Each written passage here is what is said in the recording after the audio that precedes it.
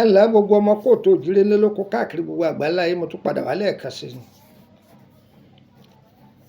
ẹ̀ẹ̀mẹta ni mo fẹ́ pòòyì láti lè fi ṣe ọmọ Yorùbá lóore. ayé a máa pa nǹkan mọ́ sínú lára tó ju infection lọ. bẹ́ẹ̀ ni àbìlú aburú àfẹ́sí aburú ayé a máa pa á mọ́ síyàn lára. wọ́n lè pa àrùn mọ́ síyàn lára. wọ́n lè fi ẹ̀mí búburú síyàn lára. wọ́n lè fi ṣìṣe síyàn lára. iṣẹ́ tí mo fẹ́ fún wa yìí là ń pè ní aparun. à ń pè ní aparun.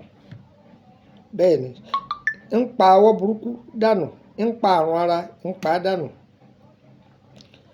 àrùn tí ń pa lára kò débi HIV o, ẹ̀jẹ̀ ńlá kó yé wa o. ṣùgbọ́n pé ayé pa nǹkan aburú mọ́ sínú lára tí di àrùn burúkú yóò tú dànù.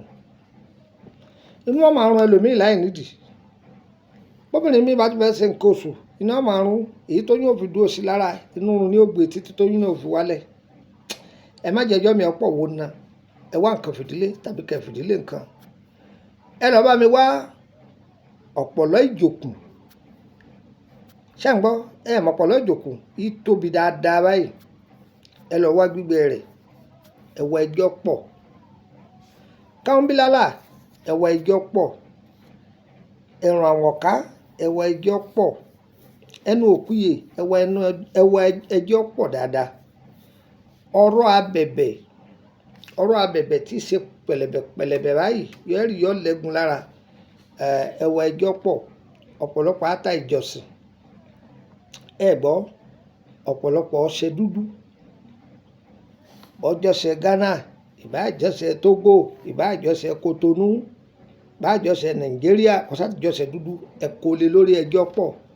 tábàjọ iṣẹ́ yìí ìfìdá kéèyàn lọ àrọ́kọ bíi abà tàbí ká sọ pé bùdó ká lọ jo.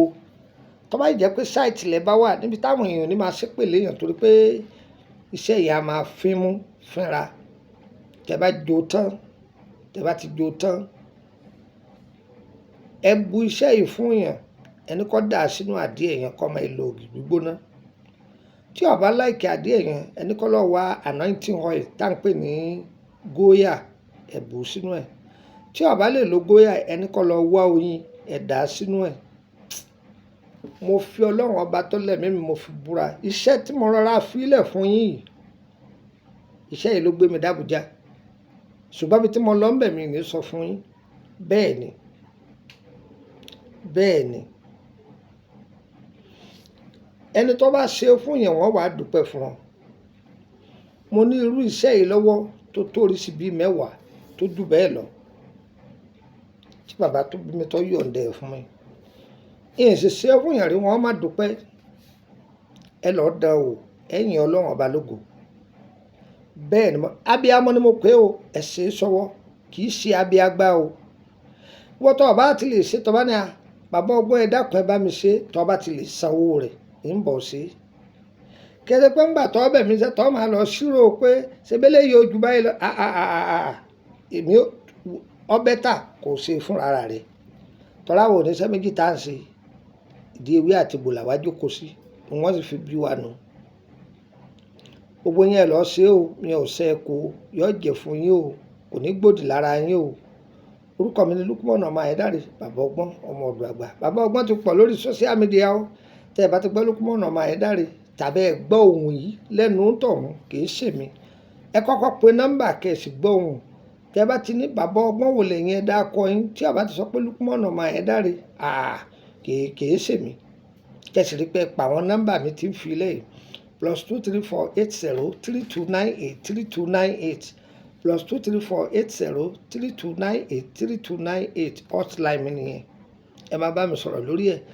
+2348133155111 +2348133155111 ẹ̀yẹ tó wílẹ̀ ẹ̀ka sí dáadáa +2348183155111 mo rò pé mo sọ fún ọ ti yé wa.